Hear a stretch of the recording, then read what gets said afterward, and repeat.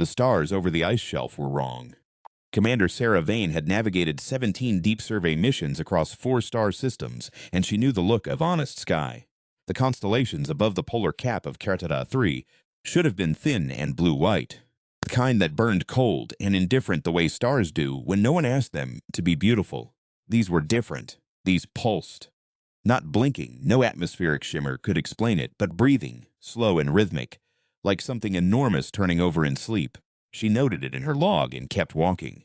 The expedition had come to Karata 3 to find the Aldecron Survey team, 9 xenobiologists, 2 engineers, and 1 very stubborn linguist who had stopped transmitting 14 weeks ago. The Aldecron had been cataloging what the long-range probes called an anomalous biological mass beneath the polar glacier. Something alive, impossibly old, and so deeply frozen that the probe's thermal sensors had confused it for geological rock. Standard recovery job. Pull the survivors, tag the site for quarantine, go home. Vane had done standard recovery jobs before. She no longer trusted the word standard. She found the first body 200 meters from the Aldecron's base camp. It was Petter, the lead engineer. She recognized him by the orange stripe on his pressure suit, not by his face, which had changed in ways she did not yet have language for. He was upright. She would have assumed he was alive, except that the temperature out here was 40 below, and his suit had been open at the neck for what the forensics unit estimated was 6 weeks. The frost on his eyes was ornamental, decorative. He looked, in some distressing and specific way, peaceful. Behind her, Corporal Deshi made a sound, not a scream. More the noise a person makes when the brain stutters. "Don't touch him," Vane said. "Don't touch anything." She was too late. 2 members of her team had already dragged the Aldecron's surviving linguist, a woman named Roan, out of the collapsed secondary shelter. Roan was alive. She was also something else. Her left hand had blackened to the wrist, not frostbite. The tissue had thickened, calcified, become a kind of dense chitin that clicked softly when she flexed her fingers. Her eyes were fully dilated and had been for weeks, her field medic told them, because Roan had performed a crude self-surgery to keep her pupils fixed open. She said the darkness hurt less that way. She said it had been inside Petir, and then it had left him, and when it left, it took part of him with it, and left part of itself behind, and she was sorry, but she needed them to listen very carefully and not panic. Vane sat down in the snow next to Roan and listened. What Roan described over the following 3 hours would later become, in the official commission report, a Category 6 contact event, the first in humanity's recorded history. But sitting in the snow with a woman whose hand had become something else, what Vane heard was simpler and worse than any category. She heard that beneath the ice of Karata 3, something had been waiting, not hiding, waiting. The distinction, Rowan said, was important. Hiding implies awareness of being sought. What was down there had not considered being sought because it had never, in its entire existence, encountered anything capable of seeking it. It was old in a way that made stars seem impatient. It had spread across 17 worlds before the first single-celled organism flickered into being on Earth. When those worlds' populations had reached sufficient complexity, sufficient density of what it recognized as thought, it had moved through them the way water moves through soil, not violently, not with intention, but with the absolute, mindless certainty of a thing that has never met resistance. The Aldecron team had cracked the ice. They had woken it up. Petir had been the first to go down into the bore. When he came back, he was P-tier and also not, and the not part had touched 2 others, and those 2 had touched others. And within 11 days, the Aldecron camp had become a relay station for something that did not have a name in any human language, but that Roan, who was a linguist, had taken to calling the IOG, from a root morpheme she'd found in the corrupted remains of the entity's own distributed communication structure, which seemed to be the thing that is the threshold. "It doesn't want to destroy us," Roan said. Her calcified hand tapped against her knee. Click, click, click. "That's the thing people won't understand. It doesn't want anything. It's not even aware of us in the way you're aware of me right now. It's aware of us the way you're aware of the bacteria in your gut. We're part of its system. We're a medium. We conduct it." "Then how do we stop it?" Vane said. Roan smiled. It was a scientist's smile. Fond of the question, uncertain of the answer, not particularly afraid. "That's the part I haven't solved yet." They brought Roan back to the ship. They left Petir where they found him. Vane spent 4 hours in decontamination and another 3 composing a signal to the Colonial Commission, and then sat very still in her bunk and thought about what she was going to do next. What she did next was study. She had 43 days in transit back to the nearest commission relay hub, and she used 39 of them in the ship's library. She pulled every xenobiological contact record ever filed, every quarantine protocol, every theoretical paper on distributed consciousness, every old soldier's field report from the 3 prior contact events.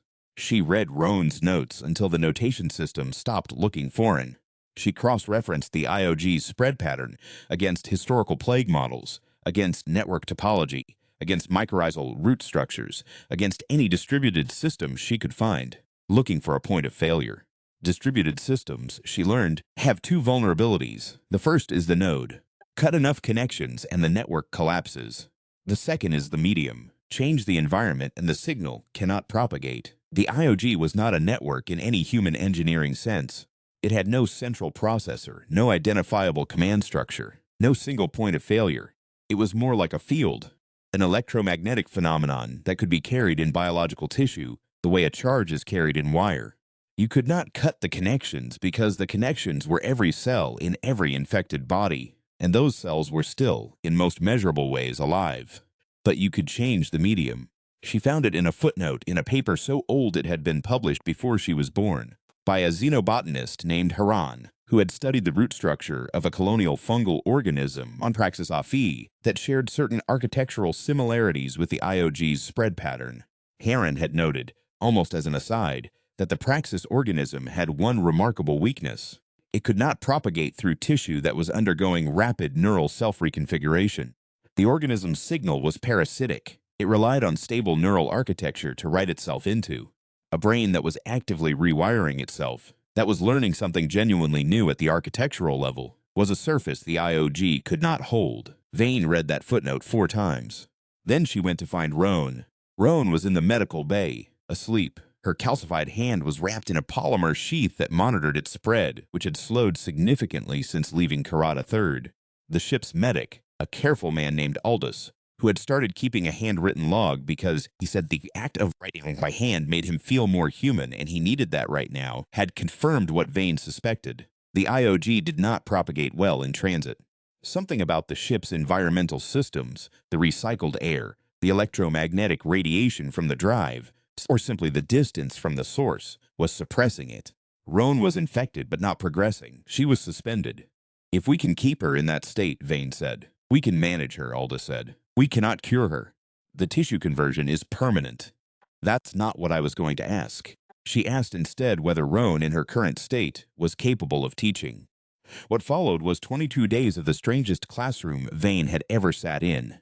Roan, propped in her bunk with her clicking hand resting on the blanket, taught Vane everything she knew about the IOG's communication structure. The underlying morphology, the frequency analogs she'd identified in the entity's distributed signal. The way it encoded what might loosely be called intention, not in discrete packets but in gradients of density. The way weather encodes mood in pressure rather than language. It was not, Roan insisted, a language. It was a property, like temperature. You did not speak warmth. Warmth simply was, and you either resonated with it or you did not. You're saying we can't talk to it, Vane said. I'm saying it can't talk to us. It doesn't have the concept of a discrete addressable unit. It doesn't have the concept of you and me. From its perspective, if perspective is even the right word, there is only more I-awe or not yet I-awe. Roan paused. But I found something else. Something that might be, I don't want to call it a word, a texture. A quality that shows up in the signal at very specific moments. It shows up when the IOG encounters something it can't immediately convert, like an edge, a boundary. The signal changes character at the boundary, and the change is consistent enough that I think it's meaningful. I think it's the closest thing the IOG has to surprise. It can be surprised. I think it can be interrupted. I think surprise and interruption are the same thing for it. And I think Roan stopped. She looked at her hand. I think that's the only leverage we have. Vane thought about that for a long time. The Commission Relay Hub was a rotating drum station the size of a small city, housing 11,000 people, 3 sector governors, a permanent garrison of 200 colonial security officers, and one very irritated commission director named Kale, who had been waiting for Vane's report for 5 weeks and was prepared to be unimpressed. He was not unimpressed. Vane spent 6 hours in front of Kale and his 3 deputy directors and a room full of xenobiologists who kept interrupting her, and a general named Ferris who did not interrupt her at all, but who took extremely precise notes and whose expressions arrived slightly before the information that should have prompted them, as if he was hearing something she was not saying. After the briefing, Ferris followed her into the corridor. "You found a vector," he said. "It was not a question. I have a hypothesis. Your hypothesis is that human neuroplasticity is a natural insulator against the Ayagi's propagation signal. That a brain actively engaged in deep learning, genuine architectural level learning, not rote memorization, cannot be colonized because the Ayagi's right process requires stable substrate." Vane stopped walking. "How did you?" "Because I've been working on the same hypothesis for 3 years. He reached into his coat and produced a folded paper, actual paper, handwritten, dense with notation. There was a prior contact event, not in any official record. 20 years ago, a survey team on Pelissa 7. 12 people down, 11 converted. The survivor was the team's cultural anthropologist. She was the only one actively learning the local language at the time of exposure. She theorized that she survived because she was learning, that she survived because the act of genuinely learning something new, something that was reshaping how she processed its meaning itself, made her substrate temporarily incompatible. He folded the paper again, carefully. The commission buried the report. They were afraid of the implications. What implications? That the best defense against an entity that colonizes minds is not a wall or a weapon. It's a person who won't stop growing. Vane stood in the corridor of the relay hub and felt something shift inside her.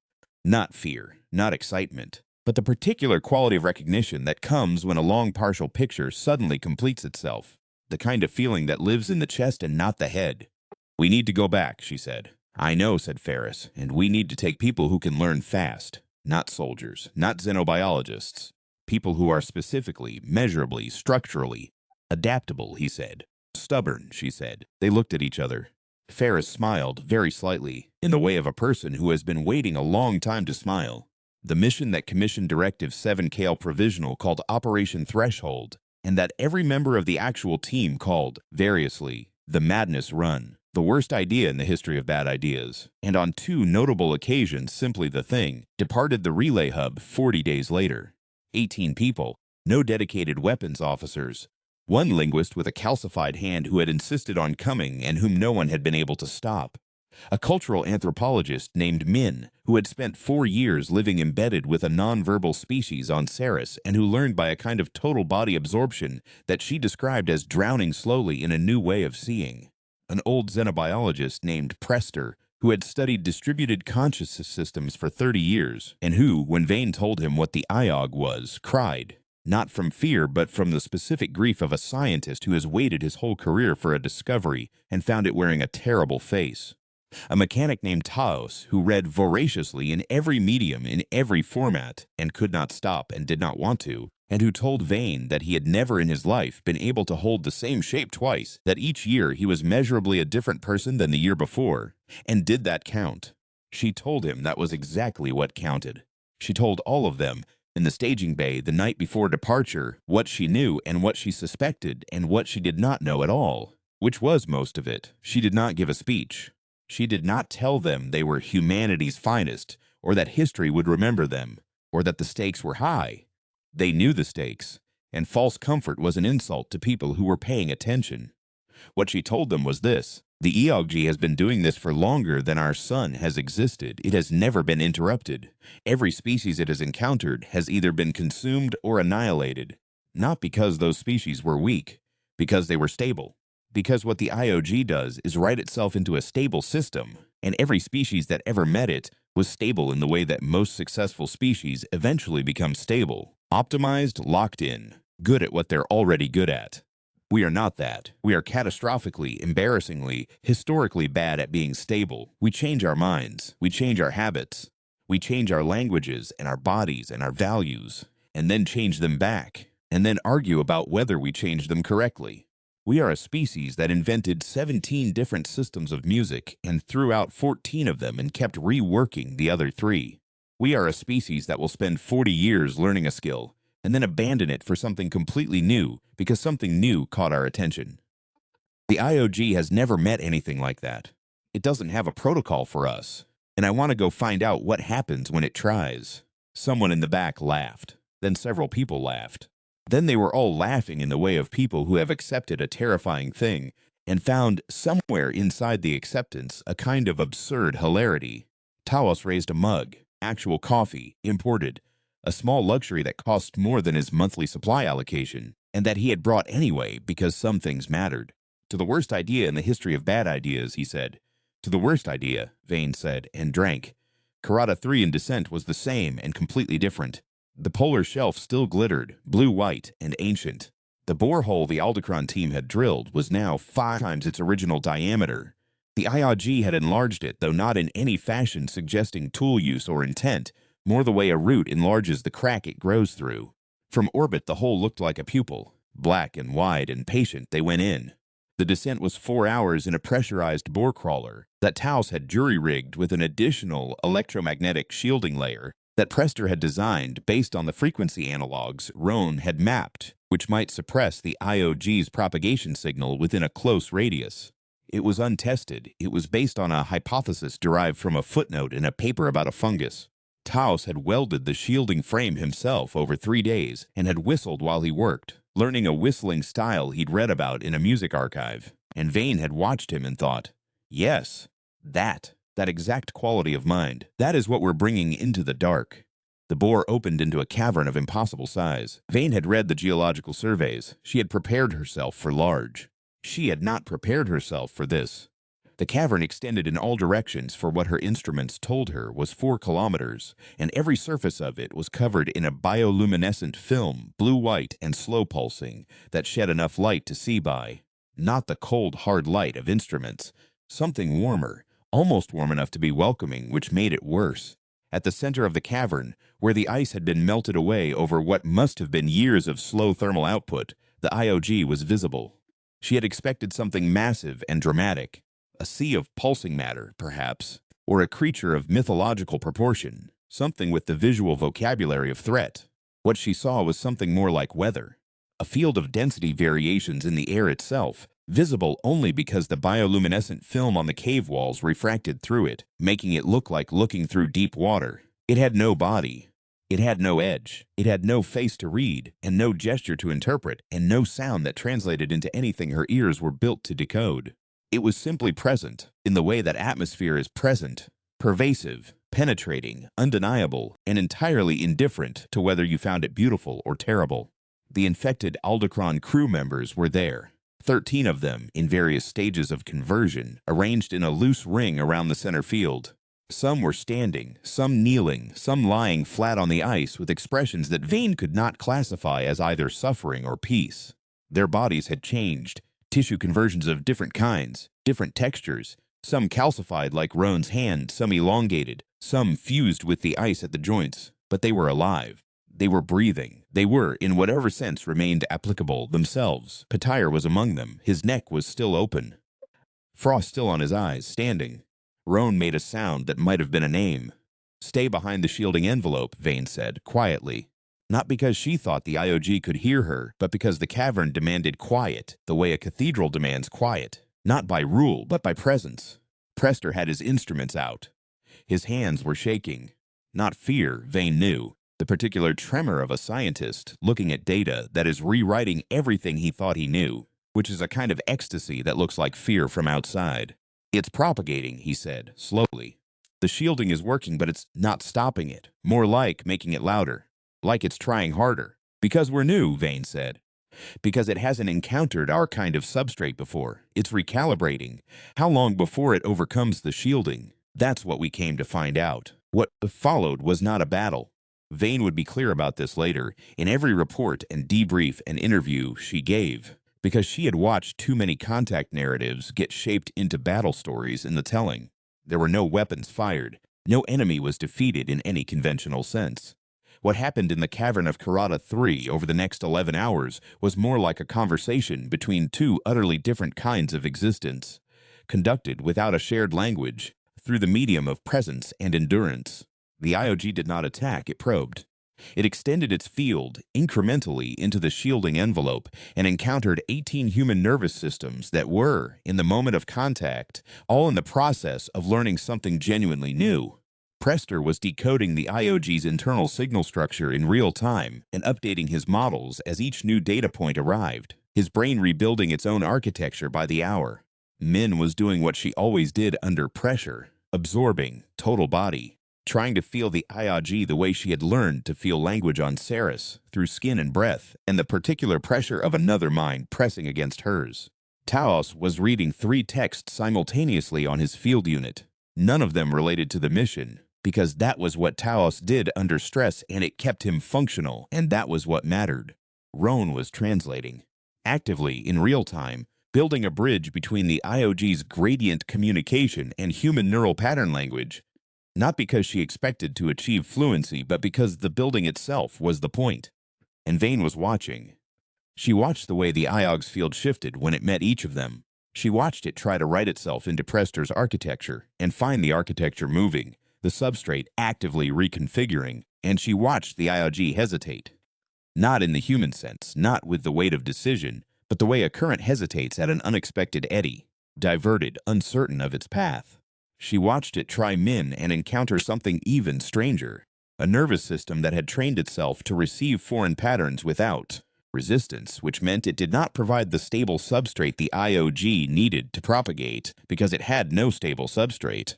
Min had made herself incompatible by becoming maximally permeable. The IOG signal moved through her and continued and found nothing to hold. She watched it reach Taos and encounter a mind genuinely engaged in something completely unrelated to the crisis at hand, processing music theory and structural engineering simultaneously. And the IOG, the vast, ancient, 17 worlds-consuming IOG, did not know what to do with that. The field around Taos flickered. Prester's instruments registered a frequency change he would later describe, in his paper, as hesitation analog, the distributed signal exhibiting local coherence failure at the point of contact with actively multivalent substrate. Vane, watching this, felt something she had no word for. Not triumph, too early and too uncertain for triumph. Something more like the feeling you get when a pattern you've been following through fog suddenly resolves into clear terrain, and you realize the path was there all along. You just needed to walk far enough to see it. She walked forward, out of the shielding envelope, into the field. The IOG hit her like weather, like pressure change, like the particular full-body sensation of being submerged, not drowning, just surrounded, the world suddenly defined by what was pressing against you from all sides. She felt it looking for the entry point, the stable architecture, the substrate it could write itself into, and she felt it find nothing it recognized. Because she had spent 43 days in the ship's library rebuilding her neural architecture from the ground up, learning xenolinguistics and distributed consciousness theory, and the morphology of non-human communication systems, at a level of depth that required genuine restructuring, and then 22 more days learning directly from Roan, in ways that had changed how she processed meaning at the foundational level. She was not the same person who had landed on Karada III the first time. She was not the same person who had sat in the staging bay and given a speech. She was changing right now, in this moment, standing in the presence of the most alien thing humanity had ever encountered. And the IOG's signal met her and found a door that kept moving every time it reached for the handle. She felt it push harder. She thought about her mother, who had taught her to navigate by star charts before she was old enough to understand orbital mechanics, and who had said, "You don't need to understand everything about a thing to know where it is. You just need to keep your eyes open." She kept her eyes open. The IOG pushed harder still, and Vane felt the edges of herself go soft and strange, felt the pressure of an alien presence against the thing she was, and she did not fight it, and she did not yield to it. She stayed present, attentive, learning it, in that moment the way men learned languages, with her whole body, without walls. And she felt, she would not swear to this in the report, would file it under subjective contact data, unverified. She felt the IOG encounter that quality of openness and encounter, for the first time in its existence, the specific sensation of something that could not be consumed because it was already in the act of becoming something else. She felt the IOG's field change, not retreat, not collapse, something subtler. The texture that Roan had identified, the surprise analog, the interruption signal, rippled through the field in a wave that Prester's instruments registered as a 6.4 magnitude event across the full cavern space. The bioluminescent film on the walls brightened. The infected Aldecron crew members stirred simultaneously, like sleepers disturbed by a sound in another room. And the EOG, the field, contracted. Not much, not dramatically. 3 meters, perhaps 4, drawing slightly back from the human presence at its center. But it contracted. Roan, from behind the shielding envelope, said quietly, "It just used the surprise texture, not as a response to a boundary, as a response to us." She paused. "I think it just noticed us.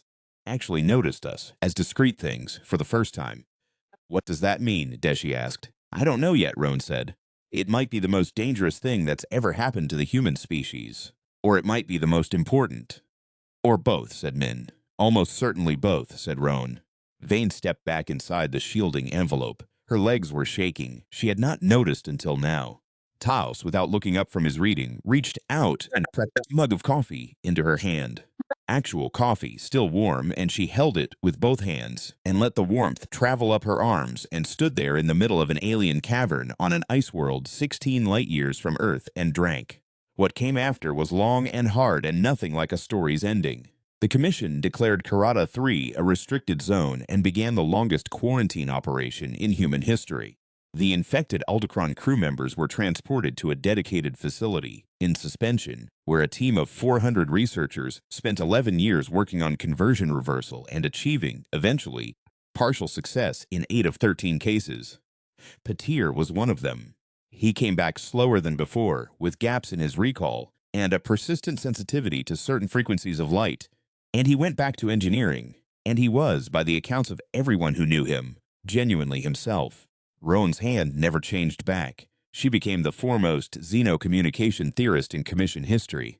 She learned to type faster with the calcified fingers than she ever had before. And she noted this, once, in a seminar, with the same fond-of-the-question smile, and said, "Adaptation is not the same as loss." The IOG remained beneath the ice of Karata 3rd, but it had contracted. Over the years of the quarantine study, Prester's monitoring instruments tracked the slow, consistent, measurable withdrawal of the IOG's field from the upper cavern levels. Not retreat in any voluntary sense, more the way a fire pulls back from wet wood. The human research presence in the cavern was continuous, deliberate, rotating teams of people chosen for the same quality Vane had identified. People who would not stop growing. People who met the presence of the IOG with active minds and changing architectures and the particular human inability to remain the same thing for very long. The IOG, over time, learned, or experienced the functional equivalent of learning, that this medium did not conduct it, that these beings were a surface it could not write upon. Whether it decided anything remained, and may always remain, outside the reach of human knowledge. Vane retired from commissioned service 9 years after Karata III. She took a teaching position on a station in the Outer Reach, teaching navigation and contact theory to people who would go further than she had gone. She kept the Heron footnote pinned above her desk, not from sentiment, but because she found it useful to look at when she was explaining to students why the things that save us are rarely the things we build. On the last day of every semester, she told her students this: every species that the IOG consumed was stable. Stable in the way that success makes things stable. Efficient, consistent, good at what they'd always been good at. She told them that humanity's defining characteristic, the thing that had made them difficult to govern and impossible to predict and exhausting to live among, was also the thing that had made them impossible to overwrite. That the stubbornness and the adaptability and the perpetual chaotic becoming were not separate from the survival. They were the survival, in the most literal and biological sense. She did not tell them they were humanity's finest or that history would remember them. She told them to keep learning, to mean it, to let the learning change them at the level where change is hard, where it costs something, where you come out the other side genuinely different from who went in. The universe, she told them, is full of things that are older than us and larger than us and have been doing what they do for longer than our sun has burned. Most of them will never notice us. Some of them will, and the ones that do, the ones that reach out across the dark and press against the edges of what we are, they will find that what we are is not a fixed thing, not a territory to be occupied or a system to be written over, not a species that decided at some point it was finished becoming. She paused, in the way she always paused, letting it land. We are a species that hums songs our mothers taught us while rewiring alien machinery in the dark. We are a species that reads for pleasure in the middle of a crisis. We are a species that cries when we discover something new, because the discovery is that enormous and that beautiful and that terrifying. And we cry anyway, and we keep going. We are, against all probability, and against every historical precedent, still becoming. And that, she said, is the only thing that ever really saved us. Outside the station window, the stars burned cold and patient and very far away. They did not pulse.